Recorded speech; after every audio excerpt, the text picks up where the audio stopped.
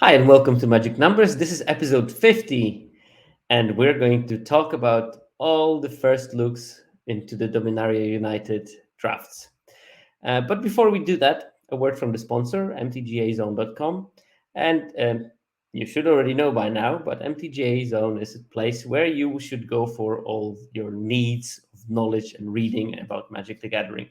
They have all the stuff about constructed. They have a bunch of good limited content that includes things that I write. Well, let me saying good. My limited content that might be better.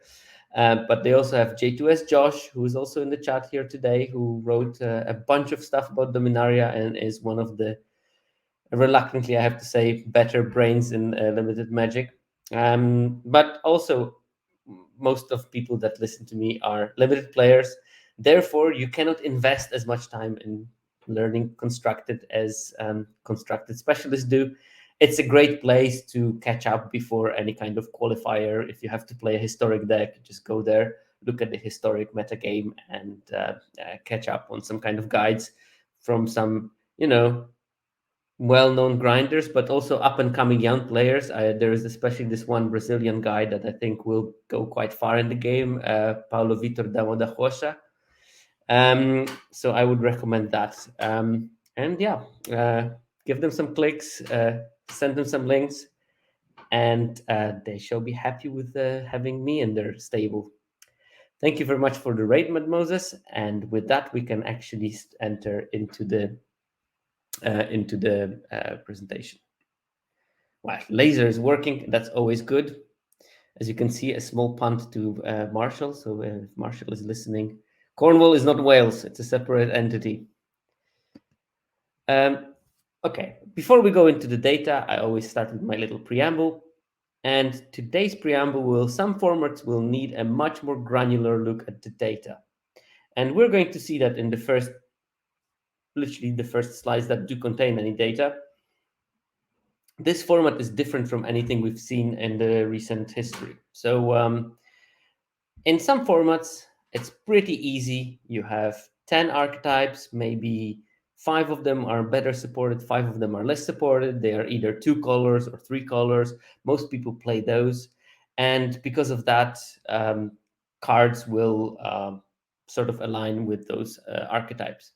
Furthermore, you will have some formats where cards are good based on their universal power and not on their specific synergy power.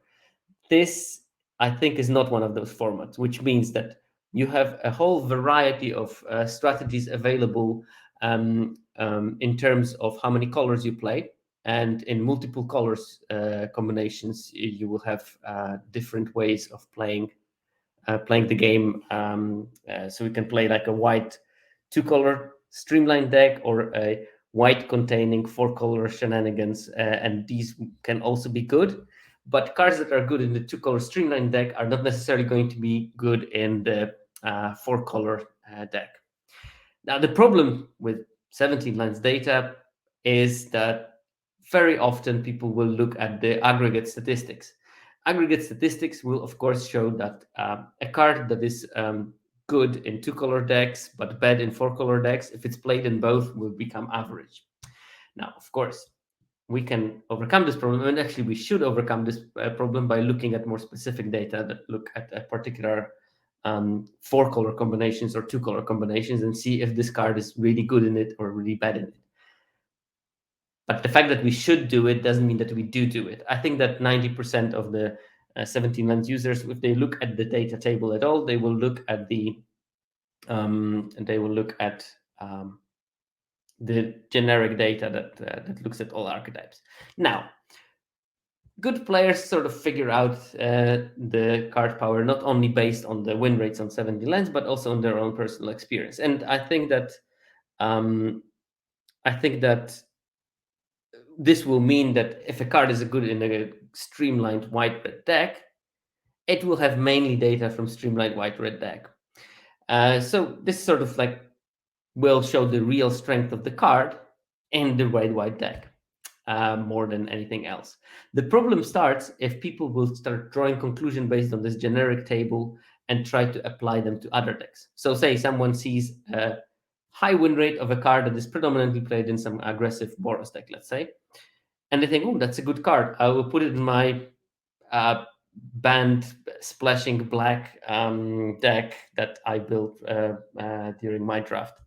And that card might be just atrocious in that particular combination because this card is designed for streamlined, go wide, aggressive decks. So if you are looking for a simplistic view on which cards are powerful, Dominaria United is probably the worst format to do that, because here I think that we're going to see the most granular look on data will be the most helpful. And I already can foresee that lots of people are going to be talking about, oh, well, the data is not so good in this format. It doesn't tell you as much as in the previous ones. And I already called, no, false. That's not true. The data will tell you probably as much as it will tell you in any other format. The point is, you will have to spend much more effort to get that data into a state when it can be useful for you. You will have to do more analysis before you get the data that is of value to the strategy that you're planning to take. And I think that, again, knowing how people work with data and how very often they take shortcuts, they don't go deep enough, because of course the deeper you go, the more time you have to spend on that. We are going to have at least some bad analyses that are going to be smuggled with this format because of the lack of depth of the analysis that people will do. Now, luckily for that, we have people that do great analyses. And I'll give a shout out to Magic Data Science. They have an amazing a streak of good analyses in recent weeks. Like really inventive ones. So I would highly recommend following them on Twitter and seeing some of their analyses. Then there you will definitely get a deeper look into the data. So I highly recommend you to go out and check their feed. Right, that's about it for the preamble. I mean, I can blab about it probably for an hour or two still, because I really feel that every format has not enough in-depth look by lots of people, and those kinds of surface analyses are then used to say that, well, data is not so useful because that analysis was rubbish. Well, no, that analysis was probably rubbish, and that's why it was not useful, not the data itself. But let's look at the data from the Dominaria United. First, I wanted to look at why does this format look slightly different than everything else. Now, here are the last four formats. I used the Alchemy Horizons as well because it's one of the last four formats, and it was main thing to do on Arena. And what I look at is what percentage of decks play how many colors. And this is the 17Lands definitions. So there is a monocolor decks, monocolors with splash, which means that it has between 1 and 3 spells and at least one source of mana that could pay for that spell. 2-color decks, 2 colors and splash, 3-color, 3-color and splash, 4-color, 4-color and splash, blah, blah, blah, 5-color. Now, you can see that classic sets like Baldur's Gate and Kamigawa will have roughly 60% of the 2-color decks. And actually, roughly 90% of the decks will fall into the category either 2-color or 2-color and splash. And then you have 10% of weird decks, which very often are just accidents. Basically, they're 3-colored because something went wrong in the draft. So all the gray ones are the typical sets. Streets of New Capenna, despite everyone saying it was not a 3-color set, it still yielded 3-colored decks, and around 55% of the decks were 3 colors. At 10% 3-color and splash, you will get roughly two-thirds or so, maybe 5/8 of the decks were 3-colored or better, and only 30% roughly was 2 colors or 2 colors and splash. Here we are dealing with a completely different set. Like, first of all, 2-color decks are only 50%. So slightly more than in Streets of New Capenna, which was a 3-color set, but less than the 90% in Baldur's Gate and Kamigawa. But at the same time, 35% of the decks are 3 colors. So less than a 3-color set, but way more than in the 2-color sets. So this set is a bit of a hybrid. It has everything at each level of complication. So it has a bunch of 3-color decks, a bunch of 2-color decks. It almost has no monocolor decks. I mean, they are always rare, but in Kamigawa, there was 3% of the mono decks with splash, mainly mono red, and it was mainly to Jordan himself. But like 4% of the decks were monocolored. Here we have 0.3%, so like a row of magnitude different in terms of how many monocolored decks are. Not as bad as in Streets of New Capenna, but definitely worse than in the 2-color deck formats. But we also see that there is like almost 3% of 4-color decks. That's way more than the 2-color formats and more than Streets of New Capenna even. And 3% of 4 colors in Splash. And that's almost unheard of that there is such numbers of that in the format. It was almost never there in any of the other last 3 formats. Now, of course, this is because there is domain and you want to have 5 colors in your deck in some form or way. But this shows you that this is a format with a big range of strategies that are applicable. So this is different from anything we had in the last years, and I don't think there was any set before that would be as broad in terms of what you can play. Not even Ikoria, which dreaded words. Okay. So it's also different in terms of win rate. Now, normally what we see in a format is that, let's look at the Kamigawa. Mono decks are the most powerful because they don't have mana problems and they are as good as 2-color decks. And because they are as good as 2-color decks and don't have mana problems, they win slightly more because they don't lose to mana problems. Then we have a slight drop and we have 2-color decks. So we see in Kamigawa, it was like 59% win rate of monocolor decks, 57% win rate of the 2-color decks. Then you start dropping when you start splashing. It's 54%, 3-color decks at 52%. And then you have 4-color and 4-color splash. These were slightly odd there because probably these were like value piles of sagas. But and then sample sizes are petite for those, but they're around 50%, 52% win rate for those decks. Even in a set like Streets of New Capenna, you see that there is there was actually very bad monocolored win rate there because there were so few monocolored decks. It's subject to massive variance, but you still have 57% win rate in 2-color decks, and then you drop to 55% into 3-color, 53 in 3-color and Splash, 52, 49, 47 for 5-color decks. So there's like a big drop off. And it was roughly the same in Baldur's Gate, 59 for monocolor decks, 58 for 2-color decks, 56 for 2 colors and Splash. Then it drops to 53 for 3-color decks, and then 47 for 4-color, 49, 47 for 4-color decks. So gradually, by adding colors, you have a big drop off in win rate. And in Dominaria United, you have very poor win rate for monocolor decks, and also very few of them because there's just no way of playing monocolor deck in this format. There's too many multicolor spells. There's too many kicker spells that gain power by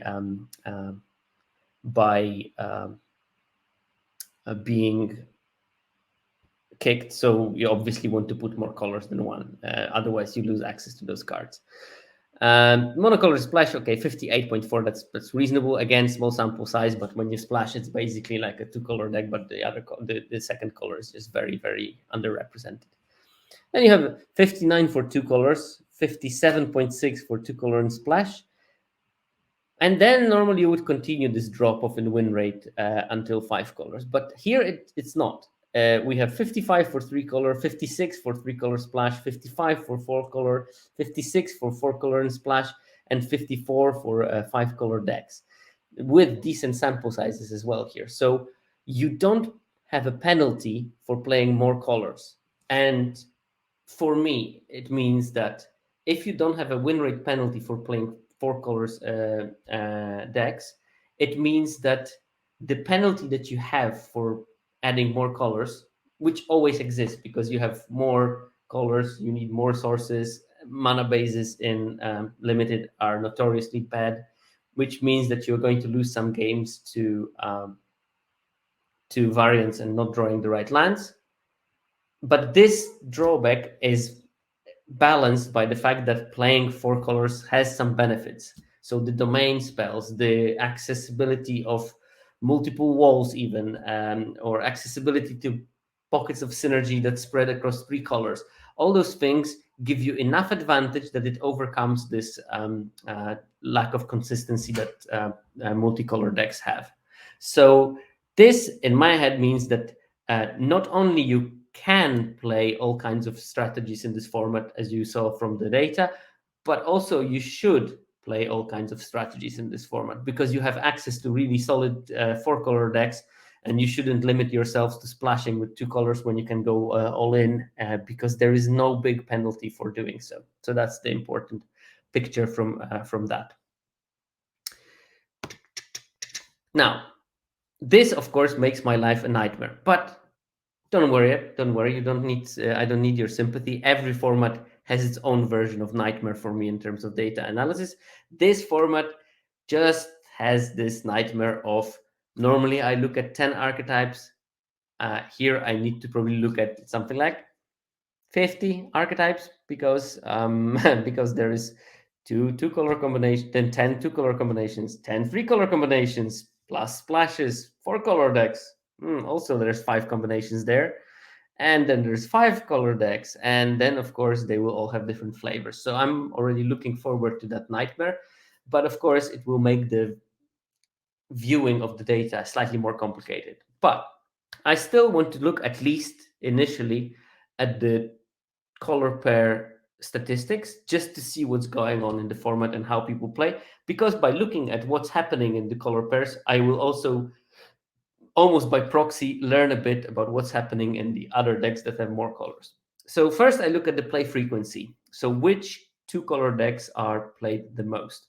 And in this particular case, I looked at two color decks, but also at two color decks that splash.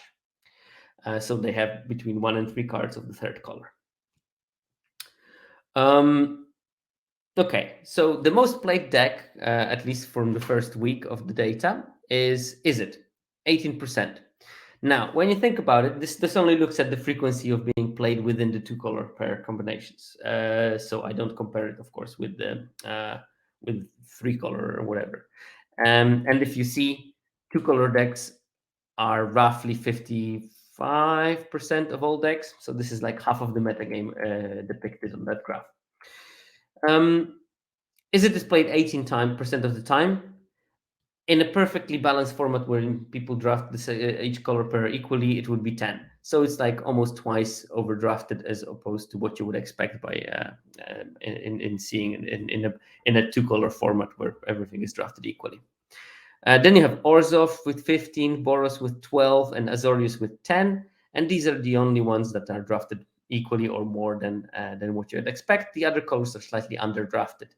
And we have Demir at 9, Golgari 8, Selesnya 8, Rakdos and Gruul 6.5, and Simic at 6%. Now, if you would look at it, except for that Rakdos here, all 4 green archetypes are at the back, which means that people don't draft two-color green decks. Now, this is, again, not a big surprise. The main mechanic of green is domain, so obviously people drafting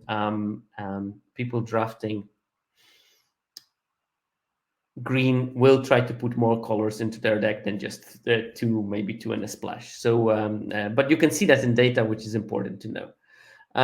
Izzet seems to be overdrafted. People were super high on Izzet at the beginning.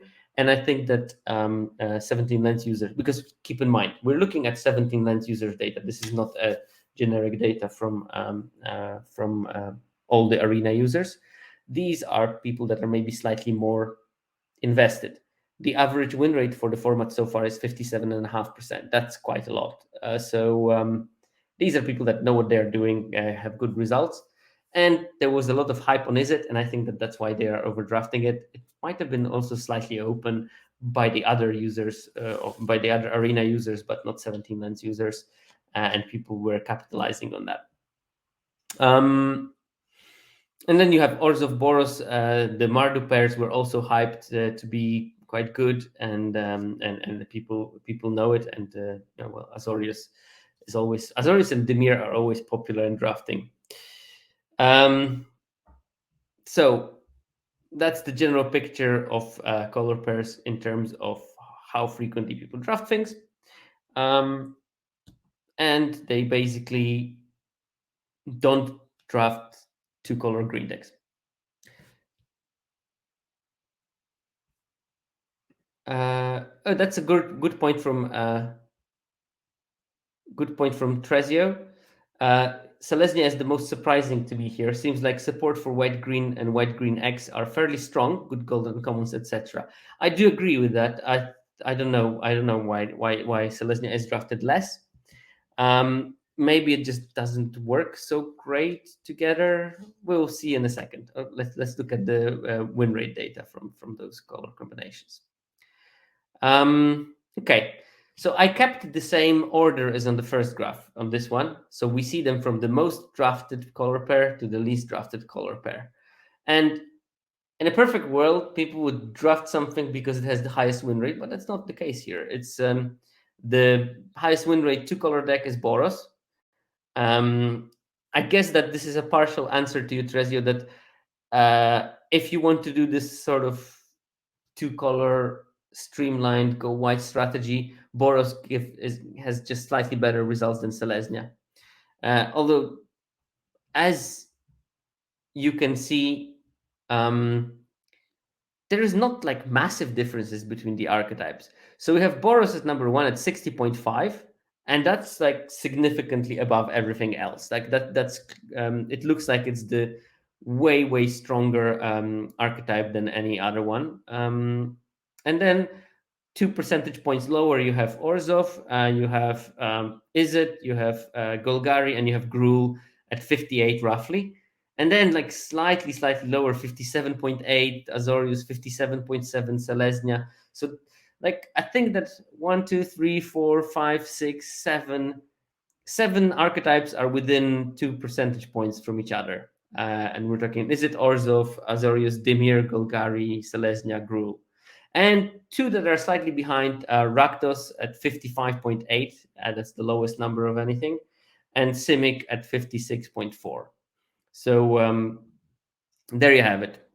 These are the weakest archetypes. I think that all the other 7 ones that I mentioned are just good, and Boros seems great. It has really solid numbers. But of course, now we also have 3 color combinations. And here I did the same. I put together the data from 3 color decks and 3 color decks with a splash. Right.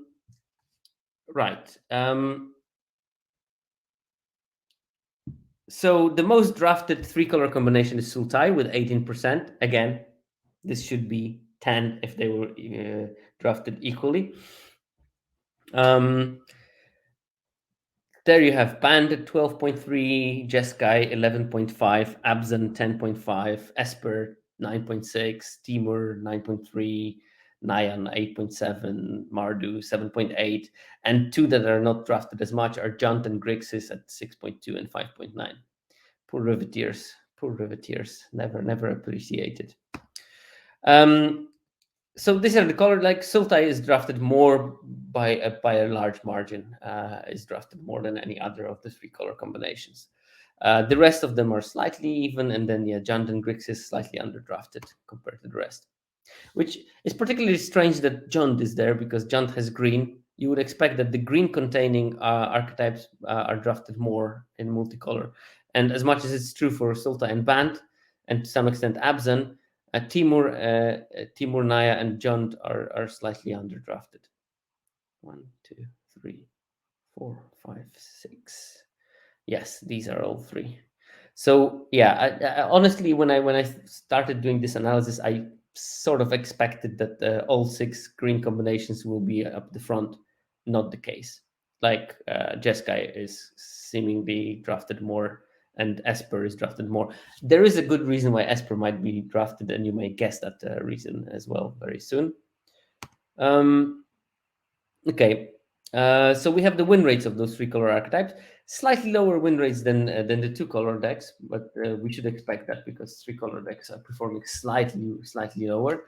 So the best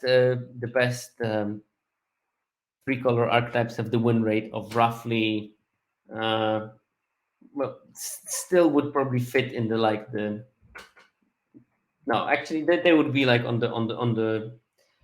par with the poorer two color combinations because you will lose some games to bad mana.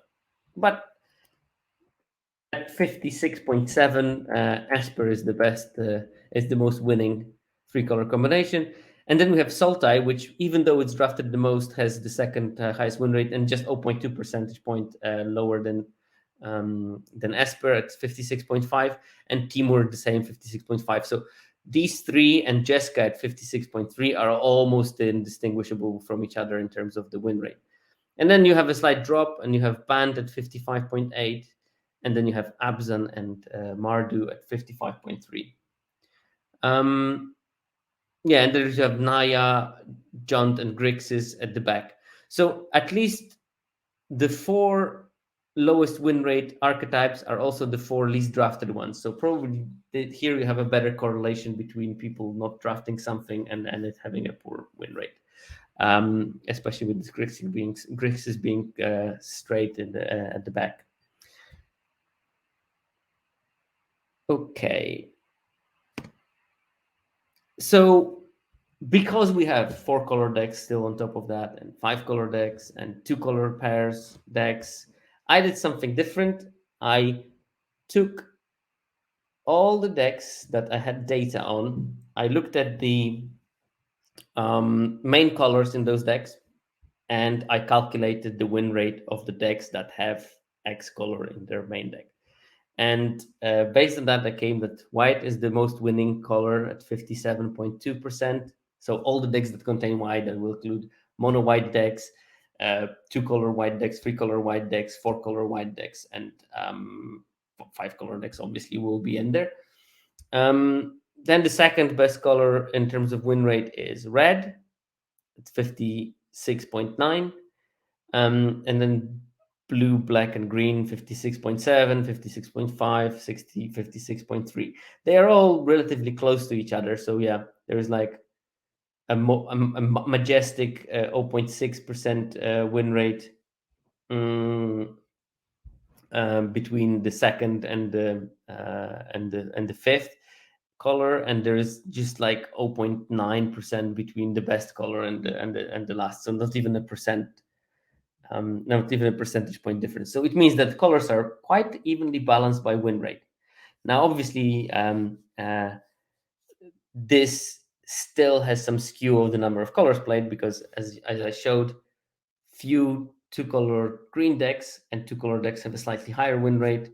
A lot of three-color green decks and, of course, green decks three color decks that have a slightly lower win rate than two color decks. So that there might be a skew, mainly that green is a weaker color, not because of the card power, but because green is played so much more often in three color decks and so much less frequently in two color decks. Okay. So what is the speed of this format? It is slow, and it also has a very small advantage of being on the play. So these are the formats from the previous couple of years. And here we have Premier Draft. Is it Premier or is it traditional? Which one is slower? I don't want to lie. I don't want to lie. Let's look quickly at the 17Lands.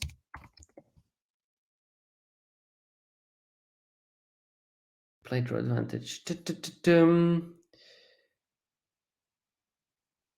Okay. Premier Draft Trad. Premier draft, traditional draft. Okay. So best of one is slightly slower than best of three. Those are the data, and also best of one has a slightly lower advantage of being on the play than traditional draft.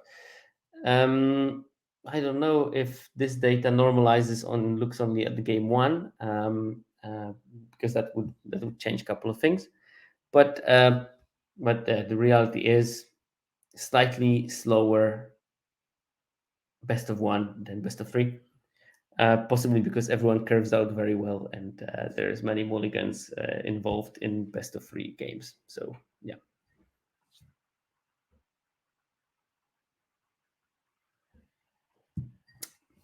Oh, that's a great question, Emami Burger.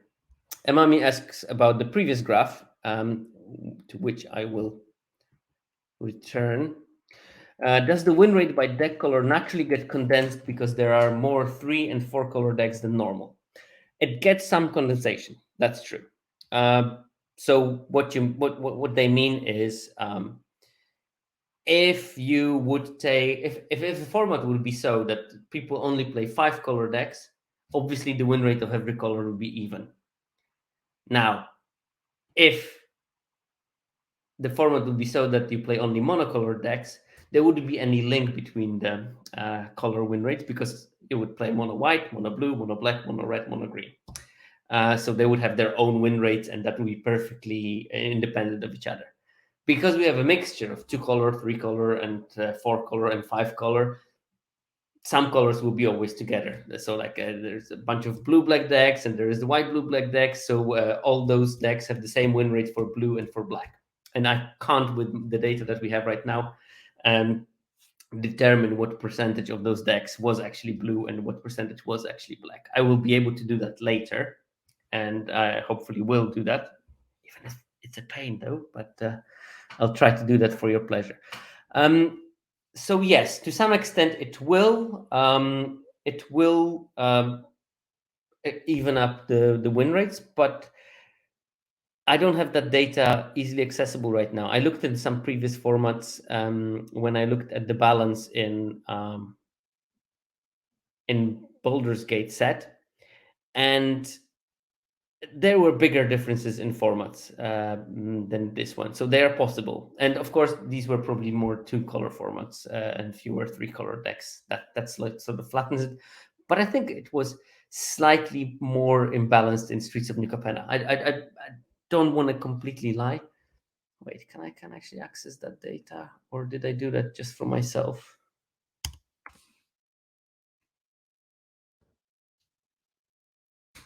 Maybe I can look it up in my other presentation and see.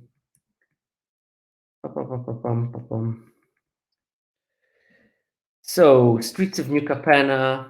Oh, play rate. That's play rate, not win rate. Oh, I don't have the.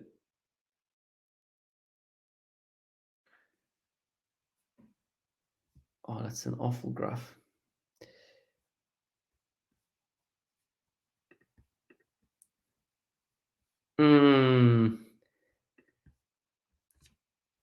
Color win rate. Okay, so I have color win rates from Streets of New Capenna.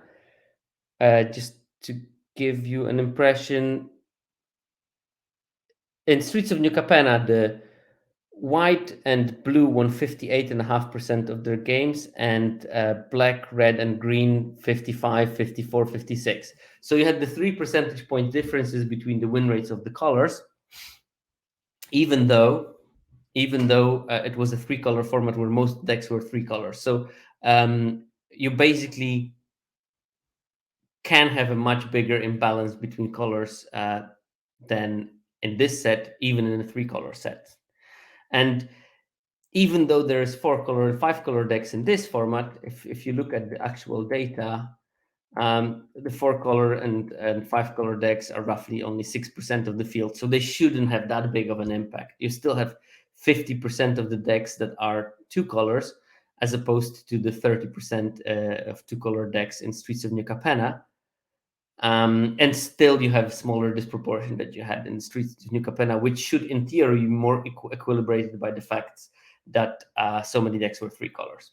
So hopefully that answers your question. And in short, no.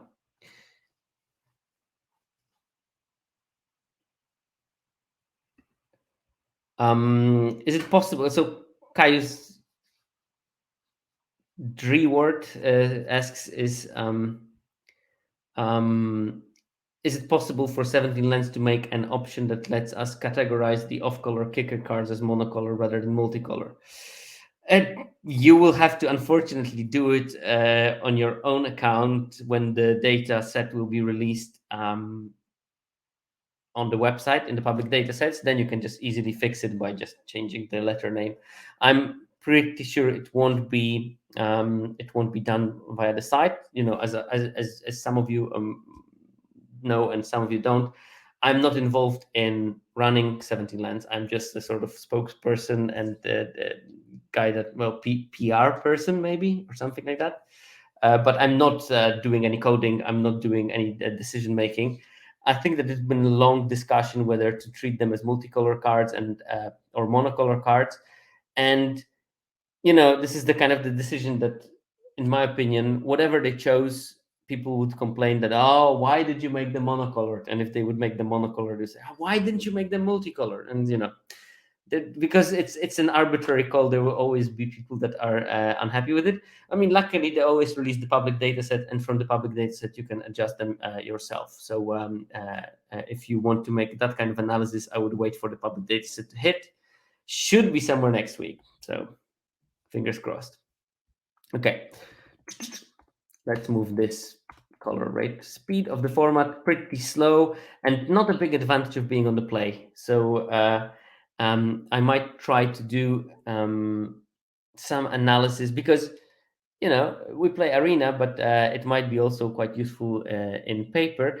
I'm pretty sure that there is a bunch of decks in this format that will benefit from being on the draw in paper Magic. Like probably around 40% of the decks will benefit from being on the draw.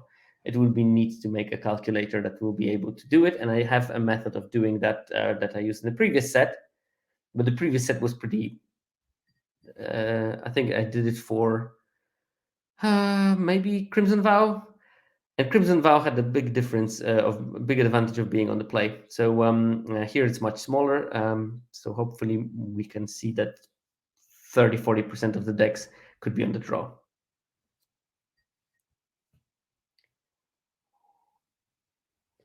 I'm not the thinking type in case of those things. I can just check it sealed, because there is sealed also. I will do it off the slide, but sealed. No, it's almost the same as in best of one. So 51% on the play. Keep in mind that those data are for not only for 17Lands user, these are for both 17Lands users and their opponents. Because we know who was on the play, we can calculate it and sort of normalize this to 50% because of that. So that's that would be something different if you would only look at the 17Lands users. Doop, doop, doop, doop, doop. Okay, next slide. Normally I went into deep look at the openness of each color, because normally I analyze 3-color archetypes or 2-color archetypes. But here, because there is a plethora of weird things, I looked at openness of each color.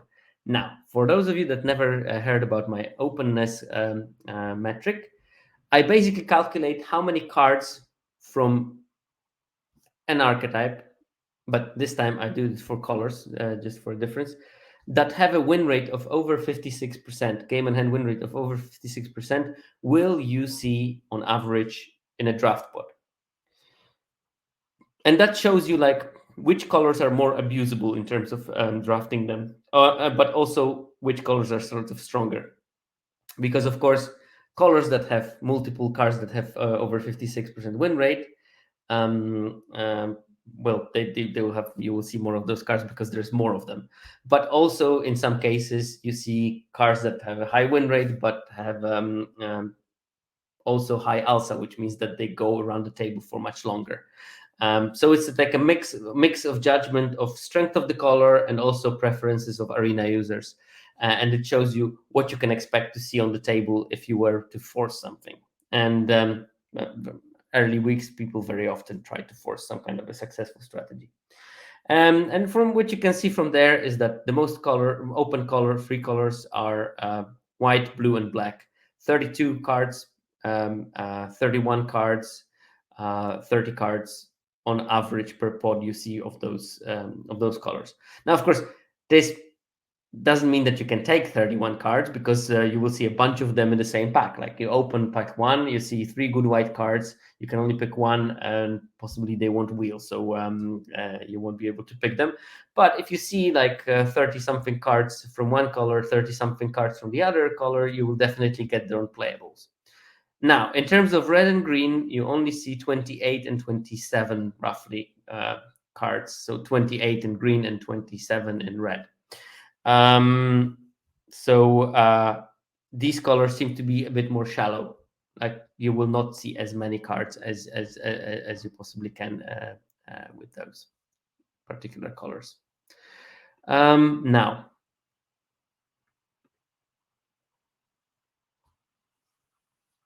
you shouldn't.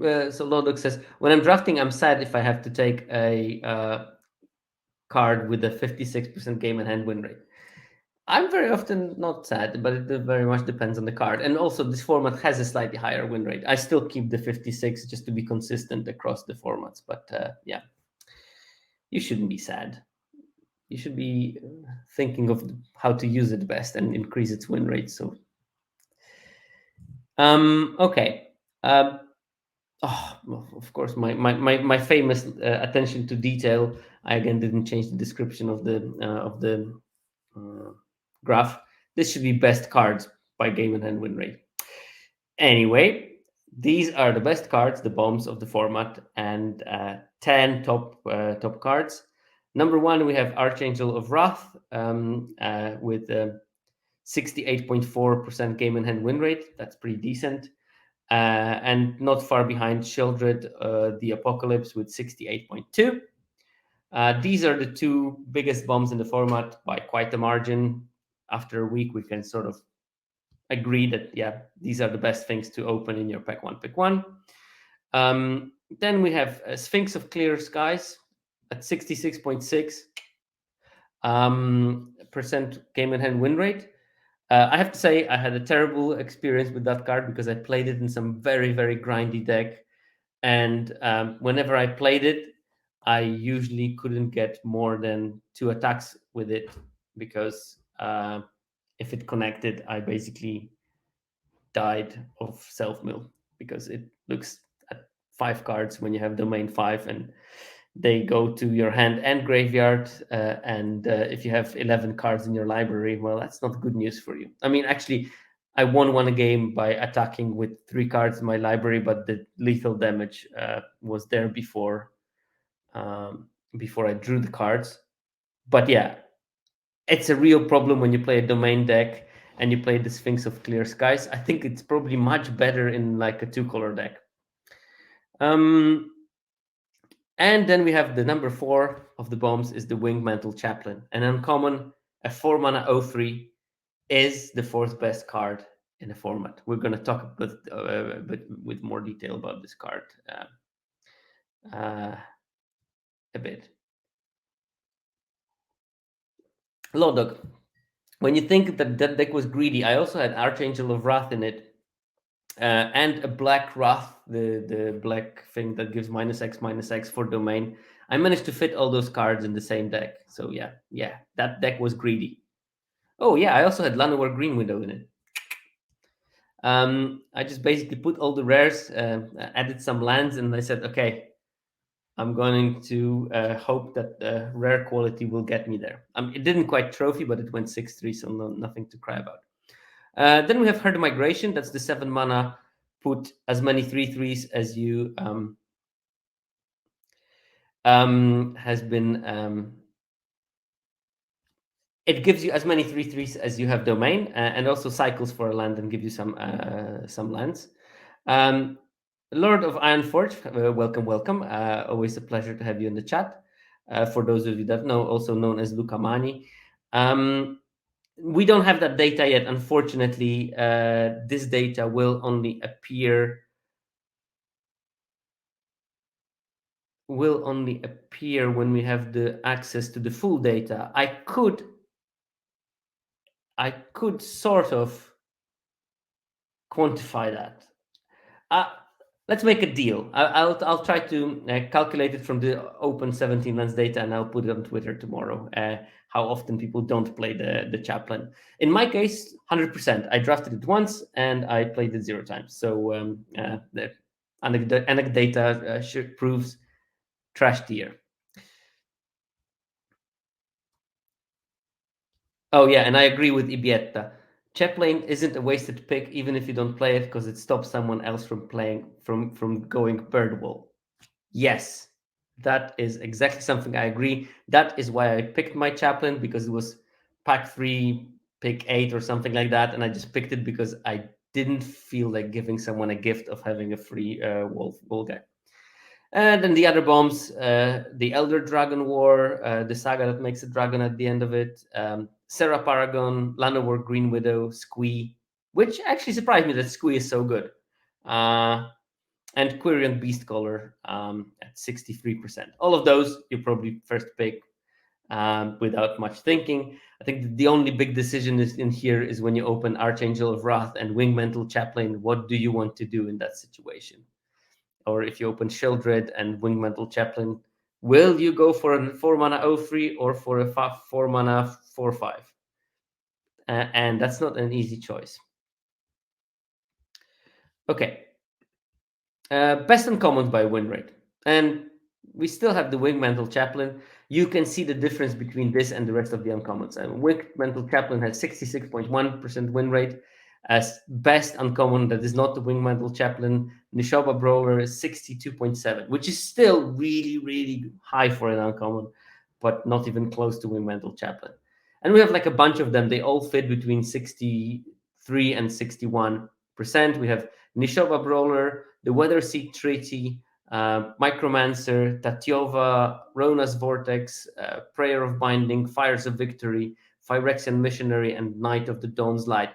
It's like a big mixture. We have Nishoba Brawler, which is sort of aggressive, but can also be defensive, but mainly aggressive. Knight of Dawn's Light, aggressive. Phyrexian Missionary, aggressive, but can be grindy. And then we have cards that are like super grindy. Oh yeah, Fires of Victory, also pretty aggressive card actually, or tempo aggressive. But we also have like Micromancer, who is a sort of like the slow value engine, and then Tatyova, like super slow card. Prayer of Binding, like a control removal kind of thing. So you cover like a wide range of skills, and at the top of it you got Wingmantle Chaplain, which is a sort of combo card. So just by looking at the best uncommons by game and win rate, you see like there's a bunch of strategies that are possible with those.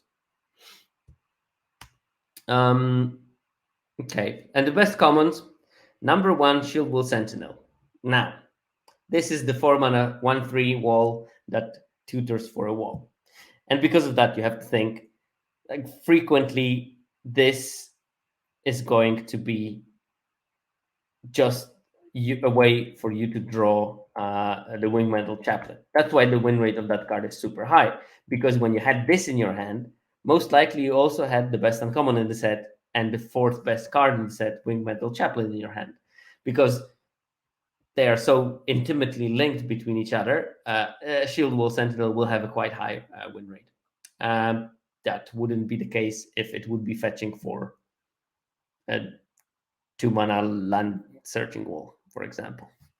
Apart from the wall aberration, best common in the set, Tolarian Gazer at the 60.8. And then we have roughly between 59.5% and 60% Extinguish the Light. A pretty decent surprise for me. I didn't expect that this card is going to be so good. I thought it was a bit of a clunky 4 mana removal. Nope, it's not. 60.1% win rate. That's something to shut me up. Then you have Take Up the Shield, Essence Scatter, Destroy Evil, Phyrexian Espionage. Now, I would like to draw your attention to the fact that we have, except for the wall thing, we have Tolarian Gazer spell, Extinguish the Light spell, Take Up the Shield spell, Essence Scatter spell, Destroy Evil spell, Phyrexian Espionage spell. Only then, at place number 8, Argivian Cavalier, the best common, 59.5%, the best common creature that can attack at 59.5. And then we have Lightning Strike and Urborg Repossession, another 2 spells. So out of the top 10 commons, we have one creature that can attack, one creature that just tutors for another creature that cannot also attack but makes birds. That's fine. And the rest of them are spells and actually removal, tempo removal, unconditional removal, combat trick, sort of ask like a tempo kind of removal thing, counter spell sort of removal, conditional removal, card draw, conditional damage removal, and card draw. So pretty interesting. I don't think I remember a format when we had so many spells that being so important and having such high win rates. So that's something to think about this set. Okay, so let's touch on the Wingmental Chaplain. I did a Twitter thread that was relatively popular for some weird reason. I was absolutely shocked. It's just like I wrote this thing like during my lunch break because I had the idea of looking at it, and yeah, then I got like 700 likes on Twitter from that. That was not even close to my best. My second best post that I ever made is not even close to that. So yeah, that was a pleasant surprise for doing not much. But Wingmental Chaplain is probably the best uncommon in the recent years. Better than Zenith Flare, better than Inserted. It is better than most rares from the last 10 years in terms of win rate. So there's clearly something about that card. And of course, a part of it is it was underdrafted in the first weeks, and who knew, and 17Lands users very often know. And because of that, they abuse that strategy being slightly open. So just to give you a brief idea of the thread if you didn't see it, and also because sometimes it's better to explain it by talking than just by reading the thread. There's always some information lost in there. But in general, every card that you play in Limited, you will sort of draw it in between 40% and 50% of your games. Now, this is important because you have game played metric for the win rate, and you have game in hand win rate. Games played takes into account also those 60 to 50% of the games when you don't draw a card, and it gives you the win rate for that. Which means that if you look at the games played win rate, you're looking at general strength of decks that contain that often contain particular card. This gives you a lot of information, not only about the card, but also on the context of the metagame. So, for example, if you do a pack one, pick one, and you have 3 cards that are sort of close on the game in hand win rate. Now, if I would be making my decisions based on 17Lands data, in that case, I would look at the games played win rate, because this means that the cards themselves are equally strong. I want to pick the one that is in better decks.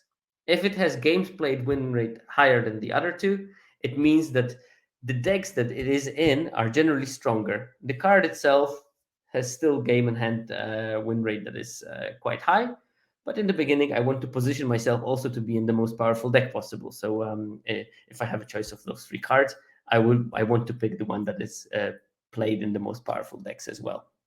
But this is quite consistent over the formats. There are very few cards that fall outside of that range of between 40 and 50%. And few cards that are below 40 in this format are all in hyper-aggressive decks, because hyper-aggressive decks end the games quickly or lose quickly. And if you lose quickly, you don't draw the cards.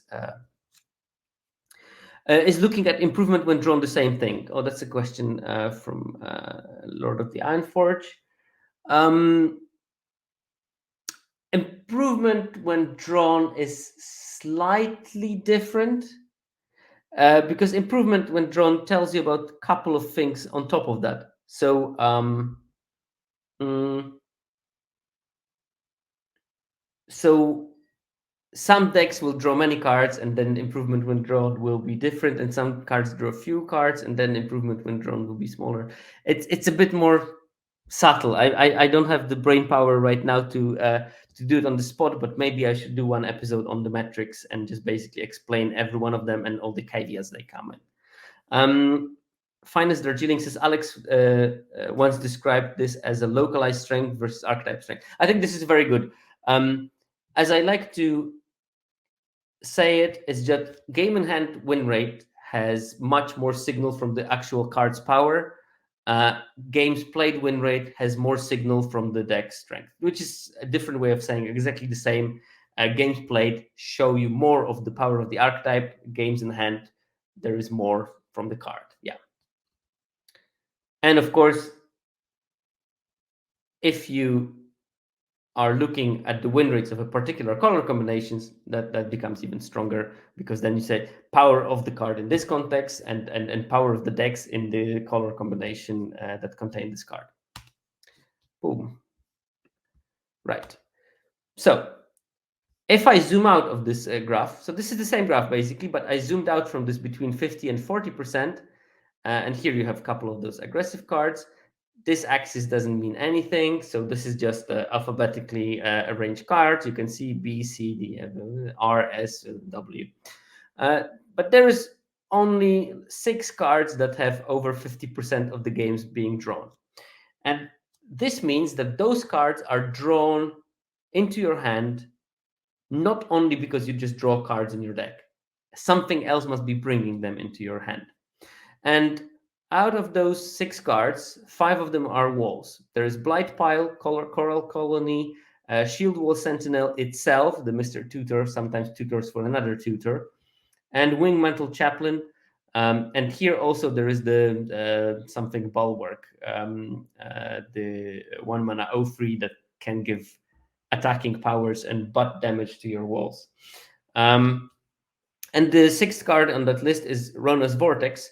This is not being drawn by this Shield Wall Sentinel. This is drawn by Micromancer, because Micromancer can bring a 1 mana spell, and Rona's Vortex is in the same color as Micromancer. So very frequently those two will be in the same decks, and they will Micromancer will be fetching for Rona's Vortex.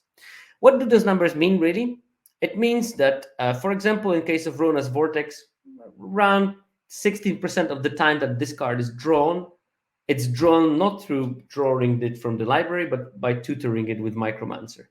This means that roughly, I don't remember off the top of my head, but roughly 40% of the time, Wingmental Chaplain is drawn, not because it's drawn from the library, but it's because it's drawn using Shield Wall Sentinel.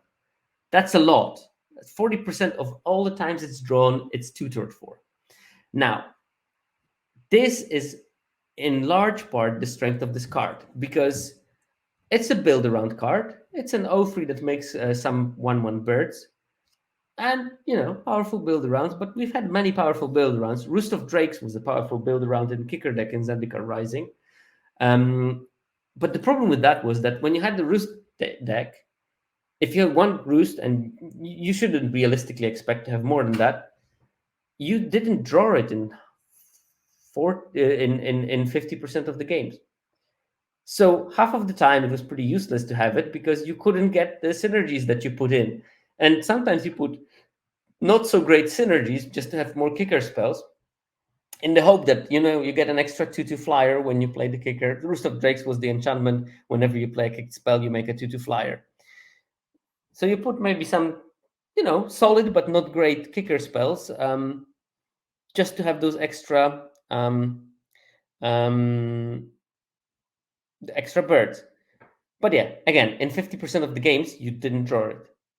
Here, you have your uncommon build around card, and you can easily get 2 Shield Wall Sentinels, which means that you have a virtual 3 copies of Wingmental Chaplain. And that's not even it.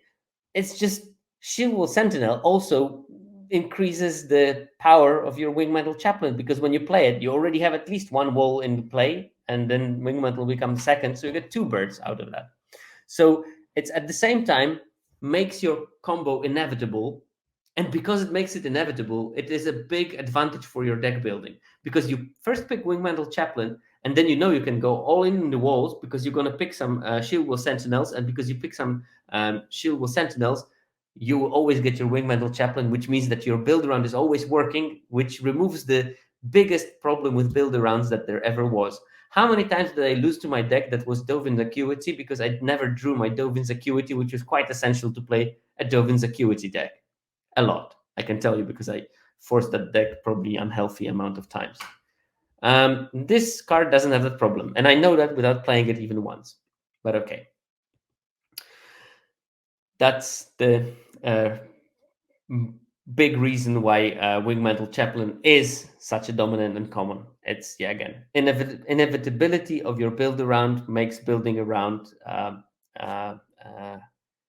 much easier. Arashka, very good example. High Alert. I built several times High Alert decks. That's the card that allows you to deal damage with your creature's butts, and then you put like lots of those 1/4s, and you never draw your High Alert, and you lose because you can't kill anyone.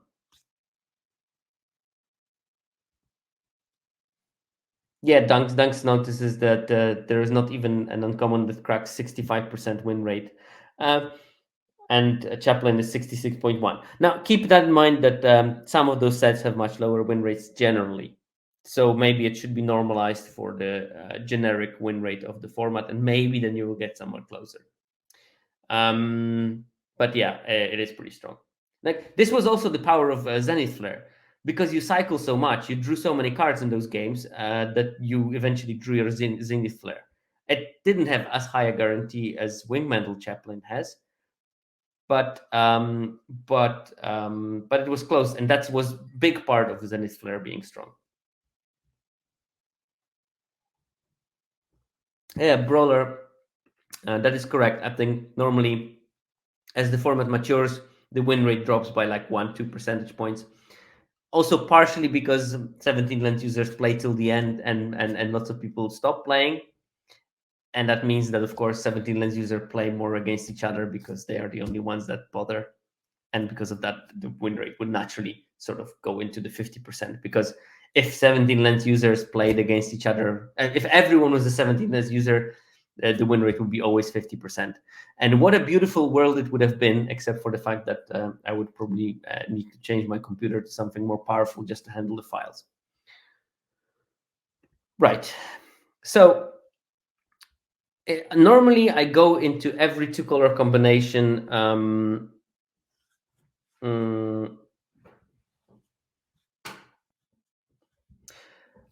into every 2-color combination, and I look at the important cards in each format. But because this is not a 2-color format and it's not a 3-color format, I decided to go halfway.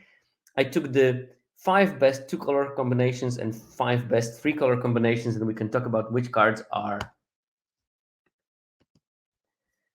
in commons. We have the Archetype Star, that's the card with the highest win rate.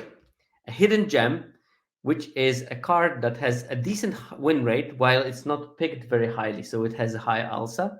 And a Trap, a card that has a low win rate and either is played relatively frequently or picked relatively highly.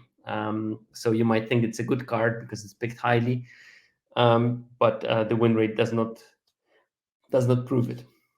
So first archetype, and I did them in the order of the most winningest to the least winningest in 2 colors, and then most winningest to the least winningest in the 3-color combinations. We started with the white-red.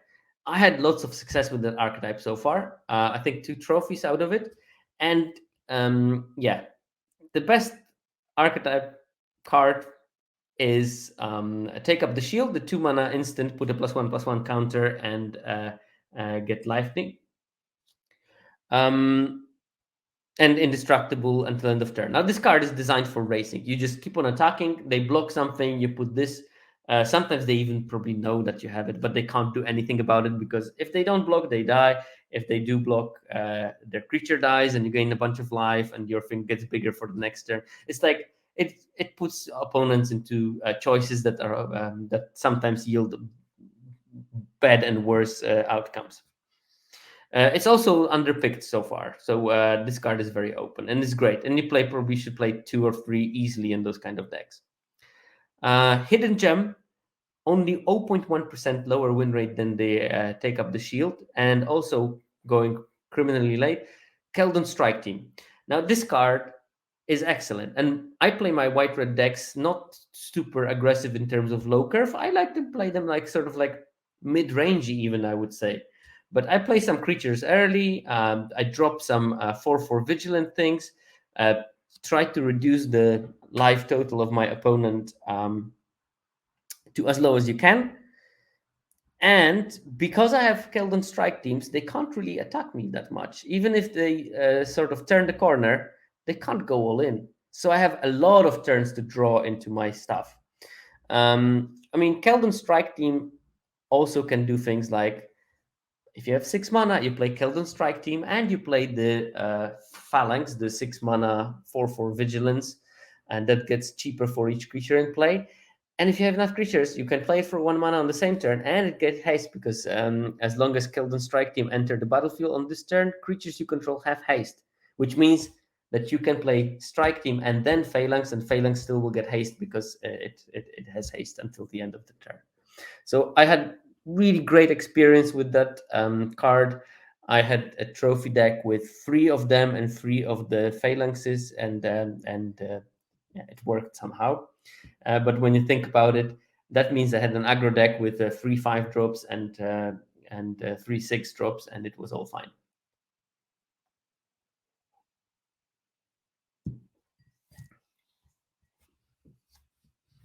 The trap is Hammerhand. Now, this looks like a card that would be maybe good in this kind of red aggressive deck.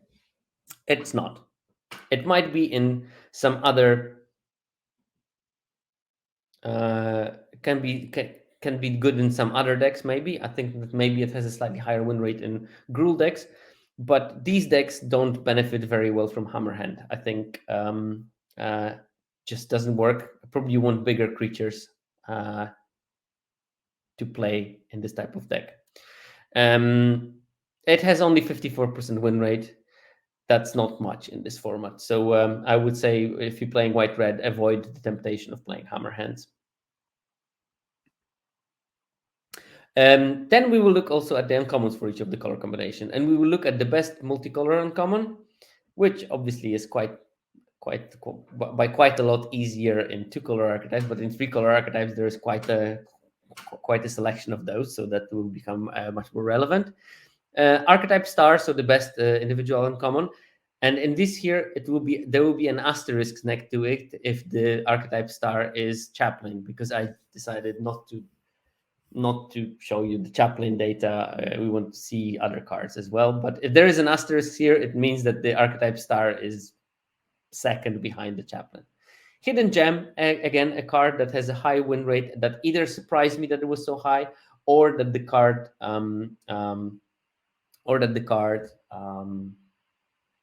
is picked slightly later. So you should pay attention to it. And the Trap, a card that's picked early but is not good in a particular archetype, or a card that surprisingly is not good in a particular archetype, at least according to me. So maybe it's not a surprise to you, but surprise to me. So in white-red, the best multicolor is Baird at 61.7% win rate. A card just looks solid. I mean, 61.7 is, among the top 5 uncommons for the archetype. That's good enough. But it's far behind the archetype star in Night of Dawn's Light. Now, this card is amazing in this archetype because, as I said, if you want to play the white-red deck, you want to have something to do early because you want to chip in for damage to get your opponent down to low life totals. And Night of Dawn's Light does it perfectly because you can just attack before you play anything, and the threat of activation will make it basically unblockable. 2 mana unblockable 2/2 is great. does exactly what you want. You might even get some weird life synergies out of it, so it will work fantastically. The hidden gem, a card that really surprised me and is still going slightly late, is Love Song of Night and Day. It just does enough. I think that probably 95% of the time you will start at chapter 2, you make a bird. The next turn you put a counter on each of up to 2 target creatures, so you basically get a 3-mana Windrake with a +1/+1 counter on something else. So not a bad deal at all. When you think about that, it looks like a pretty strong card. And in some weird situation, when you're digging for like this last damage spell, you might even start with the one in late game.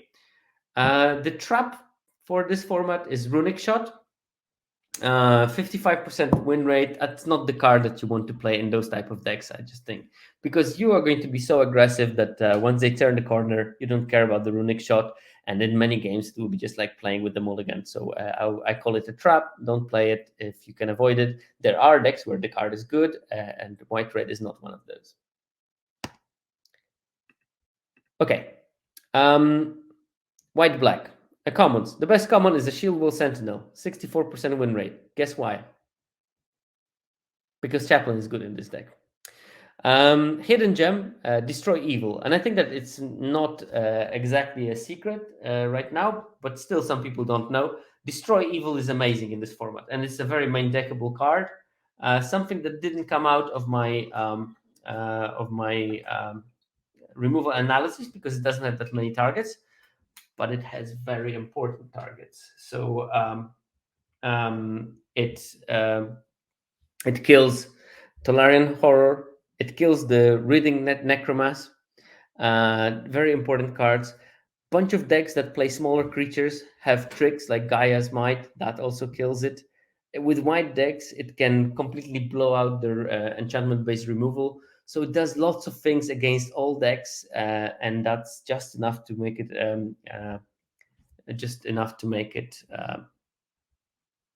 what's the name?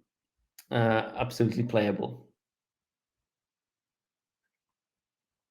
Yeah, I think that the name of the card is a massive flavor fail, especially when my opponent killed my Danita with it. I felt like that's not fair. She's the goodie.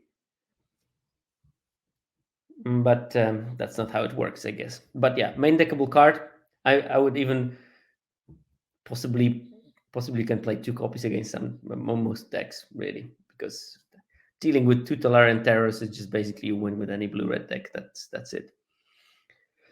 The trap for this format is Reading Necromas. Again, this card is good in many decks, but not in white-black. Only 55.7 win rate. That's not enough. So yeah, I would avoid playing the Reading Necromas in white-black decks. Obviously, you might end up with some white-black decks that will be good for that, but it's not a given. Arashka, this all data is for best of 1. Yes, I usually don't look at best of 3 because I don't play it, so I feel like I understand the format slightly less. White, black, and commons. Elias Ilkor is the best multicolor one. 2 mana, death touch, 2/2, gains life, drains, whatever. It does everything. Archetype star. You see the asterisk, which means that is the chaplain, really. And I think it's something insane, like 69% win rate in white black. But the second best is Phyrexian Missionary. 2 mana, 2/3 with lifelink. That's already great. And it has a kicker, which turns it into a 4 mana, 2/3 lifelinker that does the Gravedigger at 62.9%. Really solid card. Hidden Gem. And that again shows you that white black will play the wall deck very good. And that's Walking Bulwark, the 1 mana 0/3 that I talked about it before, 62. The big trap of this is Shalai's Acolyte, 5 mana 3/4 flying with green kicker to make it a 5/6 flyer. 54.6% win rate, just not worth playing. Even if you splash green to pay the kicker, it's still underrated. Third best 2-color archetype was blue-red. And The archetype star is Tolarian Gazer, 62.7. This card does everything that this deck wants. It's a spell. It provides tempo swing because you bounce something, draw a card, enable yourself attacks, and then you can finish off the game if you have a couple of those. It just feels like opponent is banging their head on the wall, just playing things, getting them bounced, replaying them, getting them bounced, and all the time you're card neutral because you draw a card for that. Hidden Gem, not only because the card goes still late, but also because I didn't expect it to be good in blue-red. That makes me reevaluate some things about the archetype. Is Phyrexian Espionage. It has a really solid 60.5% win rate in blue-red, so worth noting that the card is good in that particular archetype. A Trap is Molten Monstrosity, 8 mana, 5/5 that gets cheaper for the power of creatures you control. Probably because you want to play smaller creatures in this archetype. It will be costing still 6 mana, maybe 5 mana, and that's not cheap enough for you to consider it. Win rate of 52.2, 10 percentage points lower than Tolarian Gazer. That's not good. So, avoid it in this particular deck, of course, unless you have a special build, which I think that in this format, there are many special builds that will be good for.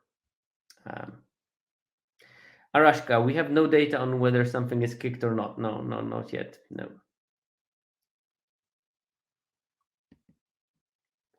In terms of uncommons, multicolor, the best one is Balmor, Battle Mage Captain. Really solid, 62.1. That's very close to Archetype Star. The card looks amazing. I'm actually quite surprised that it's not the best uncommon in the color combination. But it's not, because that thing goes to Fires of Victory. 2 mana, deal as much damage as you have cards in your hand. You can kick it for 3, and you additionally draw a card. So, yes, Fires of Victory for the win. That card is... I knew it's going to be good. I had that sneaky suspicion. Corticals was singing praises of this card in the previous season as well, which usually is a good sign for the card. But I'm actually quite surprised that it's that good. 63.7. That's a very impressive win rate for that card in the blue-red, which also points. As I said, we don't have the data on whether something was kicked or not, but it seems that being able to kick it is quite important. So maybe that's how I will tackle that thing. I will look at the win rates of the cards in the archetypes that allow kicking, the ones that don't allow kicking, and try to figure out from there. And the hidden gem is Micromancer, and get used to that picture. Micromancer is going late. It had also of like 5, which means that it will frequently wheel. And we're talking about a card with a 60% win rate. So 62% win rate. That's great. It's staggeringly great, because very often you can only pick up a 1 mana card. But some of those 1 mana cards are not 1 mana cards. You pick up Rona's Vortex, that's a 4 mana solid removal, and you get that for that. So, Micromancer is a card that if you don't draft it, you should start drafting it, because it has great numbers in every single archetype that I looked at. And it will be hidden gem in many of them. I think it will be an archetype star in one of them as well. The trap for that is Balduvian Berserker, a 1/3 with Enlist, and when it dies, it deals damage equal to its power to any target. Now, this card can be good, but not in blue-red. I had some success with it in white-red, because, again, with Strike Team, it works very well, attacking as a 4/3 that basically will, at some point, will have to generate a 2/4/1.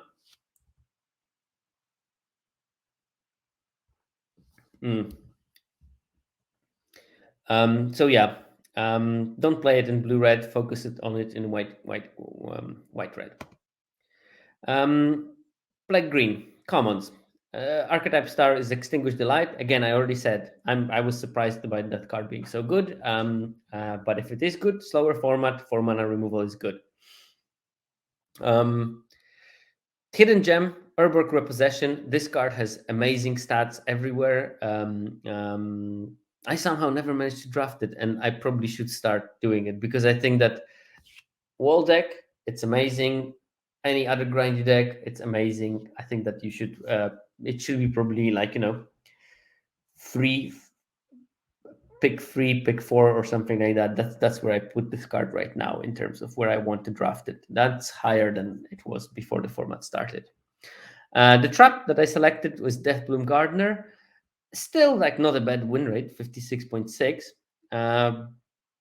But all the other cards from that archetype were sort of like the ones that you would expect to be bad. And this one has a low alsa relatively to the win rate. So, not a not something that you want to be super happy playing in this deck. And also, I hated that card in the previous season, so I'm making it a trap just to prove the point that I was right to hate it. No personal bias whatsoever. Okay. In terms of uncommons, the best multicolor one is Portuk Bone Rattle, the 6-mana 4/4 that either is a Gravedigger or even a better Reanimator if you have Domain. Solid card. I mean, I found it very impressive, reanimating 5 color cards and 5 color archetypes.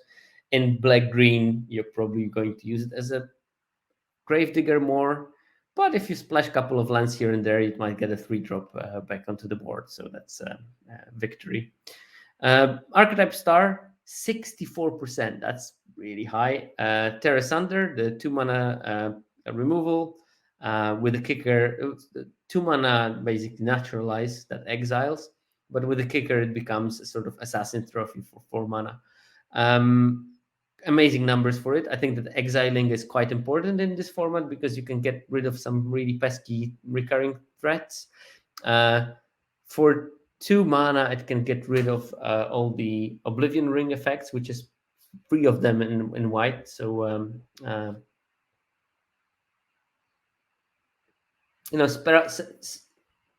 Sporadic Penguin, you're laughing, but I'm pretty sure that this card is going to be really playable in constructed formats because some decks want naturalize, and if that naturalize can upgrade into a assassin trophy later in the game, that's amazing. And the fact that it exiles is also amazing. So yeah, I'm pretty sure I'm keeping every copy I find in my paper drafts because in 5 years this draft chaff will be worth like £3 or something because whatever.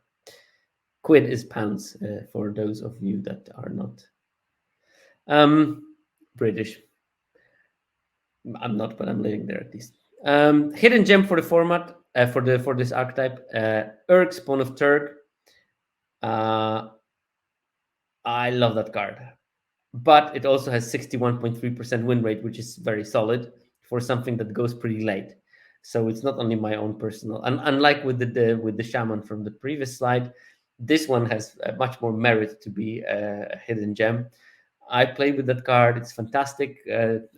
Keeps you alive in the early game, later takes over the game, and it fixes your draw so well because it's so hard to kill very early. And caching lands for life is pretty relevant, as Springbot noticed. Very often, like in this late game, you can sort of commit a bit more to attacking because you make it bigger, and at the same time, you make yourself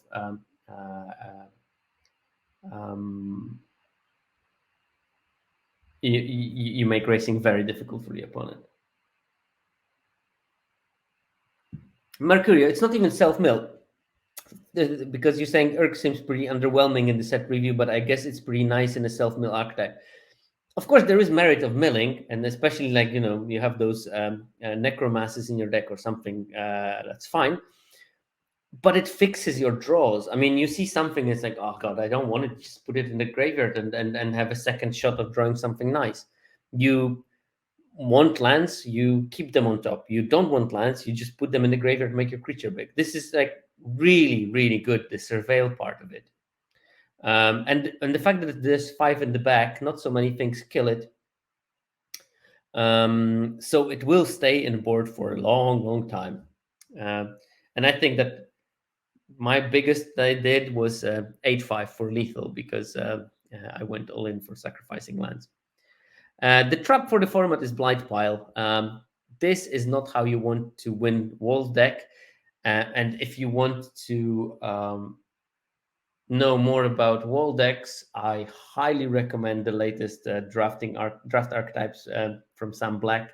He goes very much in depth on the wall deck and explains why Blightpile and Coral Colony are not the ways you want to win with those decks, but Chaplain is, and why is that so, and how you should build those decks. It's great, as always. Okay, red green. Archetype star, Lightning Strike, 60.7 win rate.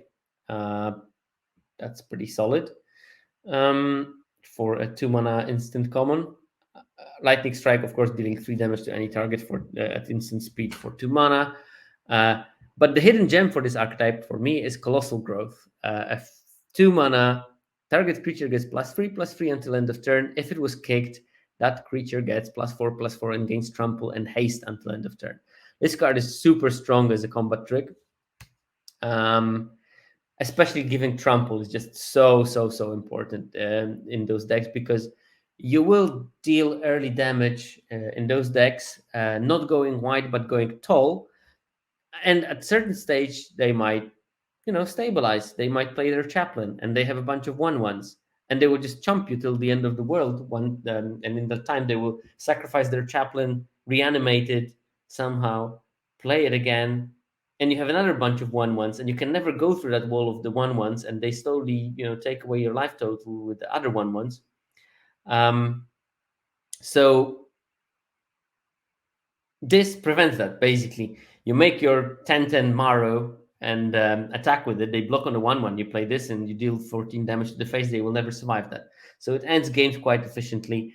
And it also, when you play against another aggressive deck, it just races equally efficiently.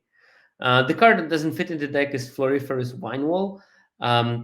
Just 52.5% win rate. The card is good, but just not in the red-green 2-color deck. And even with Splash, probably you shouldn't play that.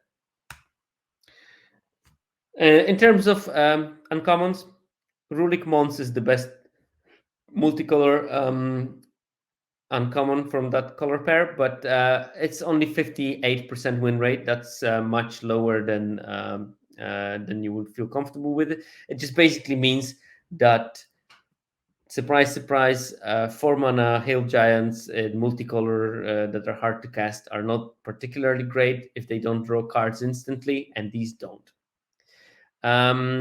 So yeah, I mean, they're probably like solid, but nothing to be like super cheerful about when you play a red-green deck. Archetype star, Nishoba Brawler, 65.4, 2-mana, X3 with Trample and Domain. It probably is better when you have a red-green deck that has some off-color lands to make it bigger, and that's how people play it. This and maybe Gaia's Might or something like that. Hidden gem for this archetype, Fires of Victory again, 61.4, also good in this deck because it can deal with early threats, it can deal with a smaller late threat. In these red-green decks, maybe you can even splash the Fires of Victory because you want to do it anyway, because you have Nishoba Burrows and Gaia's Mites and stuff. So yeah. And again, the trap is Balduvian Berserker. It just enlist doesn't work very much in red-green. And just like red-green part of the enlist is, I think, a complete failure. No, none of those cards are good. Enlist does work well with red-white, because I think enlist in the end, it's not the best deck to enlist something with a 6/6, because you'd rather attack with that 6/6. Enlist is best to tap your 1/1. So instead of, well, basically chump attacking with the 1/1, you can actually use it and keep it in the board after that for some later. Springbok, no, Balduvian Berserker is pretty okay in white-red. It has decent numbers, and I think that in particularly tuned red-white decks, it's actually actively good. So I played 2 Berserkers in my white-red deck with 3 Keldon Strike Forces, and then it was just great because I play it on turn 3. I play my first Strike Force on turn 4 and use it to enlist the Berserker, and I attack with a 4/3. And if they block it and kill it, I either ping them 4 in the face anyway, or I kill their other creature. So yeah. it works in that deck. I just think it doesn't work in this particular one. Okay, that was the top 5 2-color archetypes. Yeah, but I mean, at certain stage with Dillygaff says, yeah, but that just seems like Strike Force is good and Berserker is along for the ride. I don't completely agree with that. In many games, that Berserker is important because it becomes, if you block it, you're dead. If you don't block it, you're dead, and that never is the case with the Strike Force.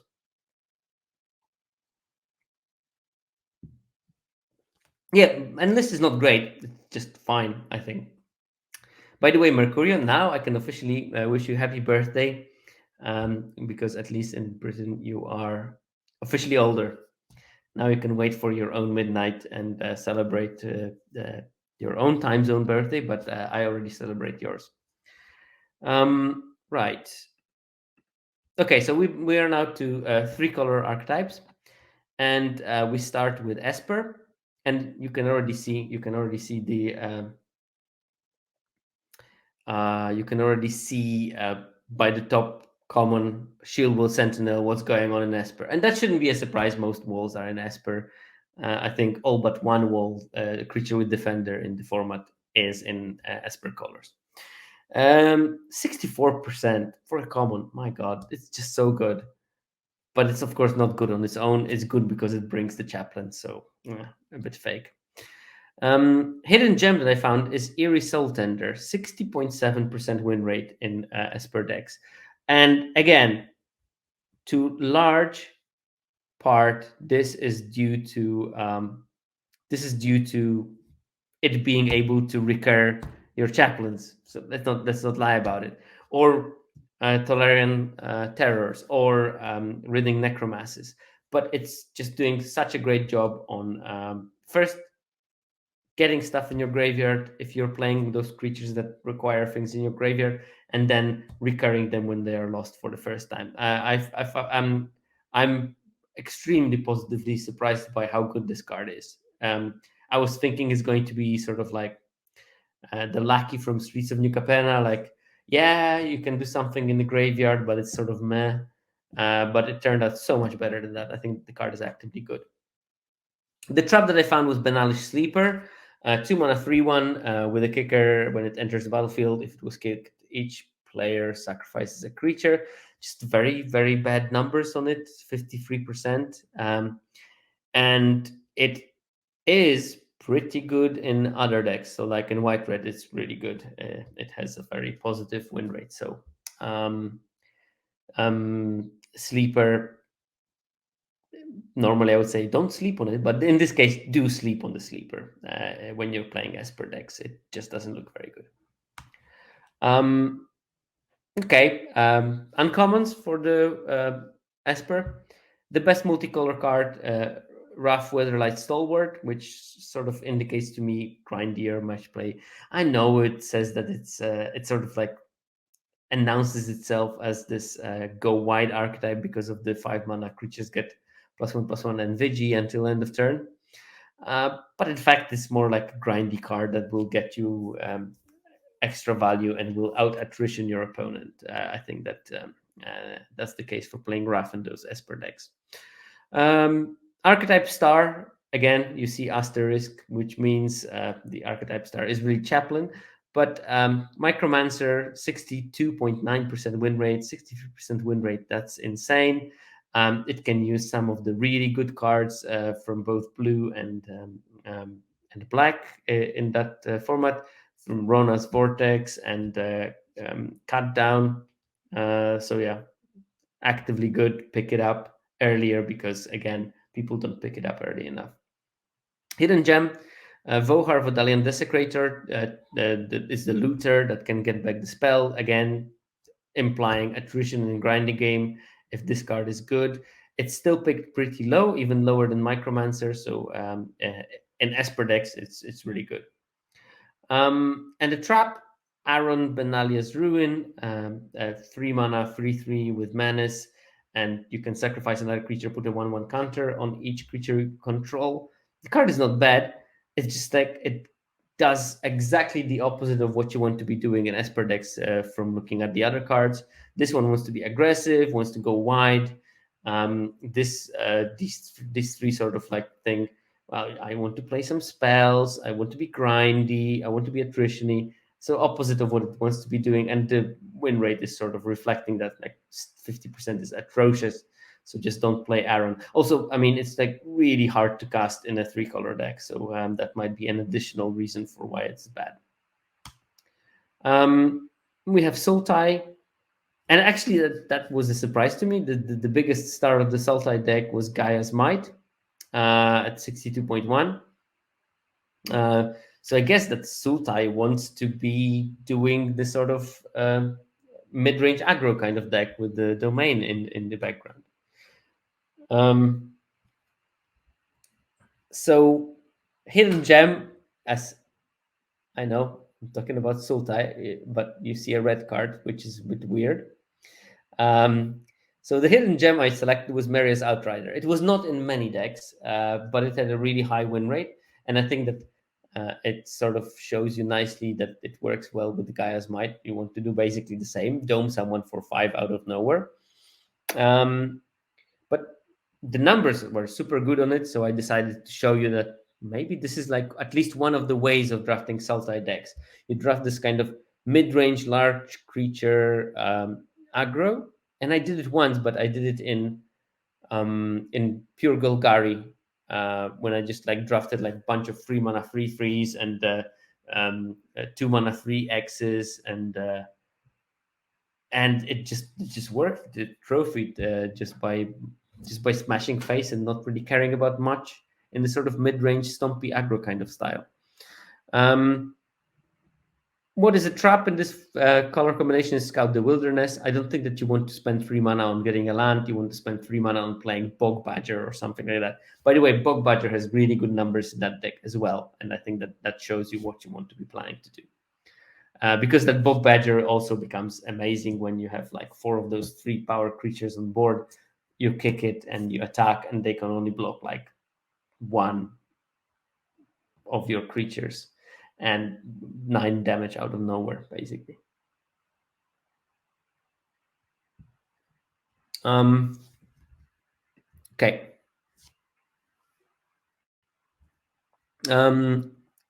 Uncommons in Sultai, and here we have like a completely different picture than from commons, which tells me that there's probably like 2 very distinct builds of that deck. But best multicolor card is Tatiova, 63% win rate. This card wants to play till really late game, so you want to play it and then play your 7th land and smack for 3 already. If you play it on turn 3, you're risking that it's going to get removal, or you'll be forced to chump block. Yeah, this is the card that, like, you probably don't want to have it in your opening hand. You want to draw it later.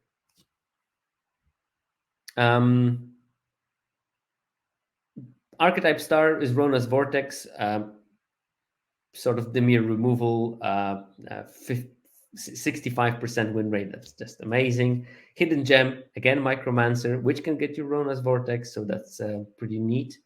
But we already talked about that card. Trap, Sengir Connoisseur, 5 mana for 51% win rate. Uncommon, no, thank you. I'm not interested. Looks pretty bad. Okay, now we have Jeskai. Is it Jeskai? Yes, it is Jeskai. Archetype star, Shield Will Sentinel, so you know what's coming.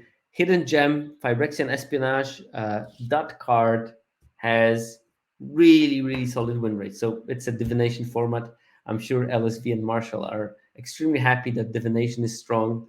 And it also shows that you still can make formats where divination is strong. It's not just that we always thought divination is strong, but it was weak. And now with the data, we can see that it was really weak. No, it really is format dependent. There will be formats where divination is strong, and that's one of those.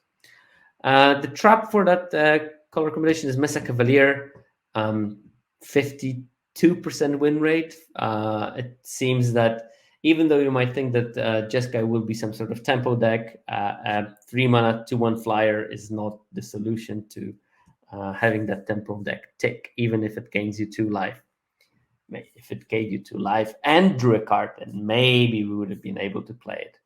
But like that, it's just unplayable, unfortunately, at least in this deck. Jeskai uncommons, multicolor Balmor is the strongest one, but mark that it's only 59% win rate, so slightly lower than the previous color combinations we were talking about. Archetype Star, again, Micromancer. If there is one message that you should get from that episode is Micromancer is good. The Hidden Gem, a card that, again, I'm super surprised how good it works in this format, is Protect the Negotiators. I did have one opponent play it without kicker on me with 0 creatures on board, and I felt sad for them. But then they won that game, so then I felt less sad for them.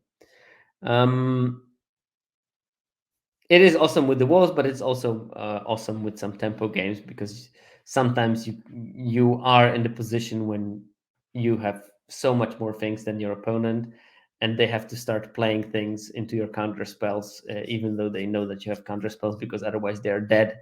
And that's when Protect the Negotiators is amazing, because not only you counter their things, you also add the 1/1 to the board and fasten the clock, speed up the clock. The trap for this is Djinn of the Fountain. It's a 6 mana, which technically can exile itself to protect itself from removal. But 6 mana, you probably don't want to have anything on that mana cost in your deck when you're playing Jeskai. It's clearly not on the plan of the deck. 53% win rate in hand is just nothing impressive. Right. Banned. Archetype Star, Shield Wall, Sentinel, you know what's coming. Hidden Gem, Gaia's Might. So again, this looks like an archetype when there's 2 different decks, one of them with walls, one of them with Gaia's Might. Maybe they don't necessarily appear in the same deck. The trap for the archetype Elfheim Worm, 5 mana, 5/4 Vigilance Trample. It's just that this card does not align very well with the format. It doesn't do enough. The 5 mana is just maybe a bit too expensive for it. I don't know.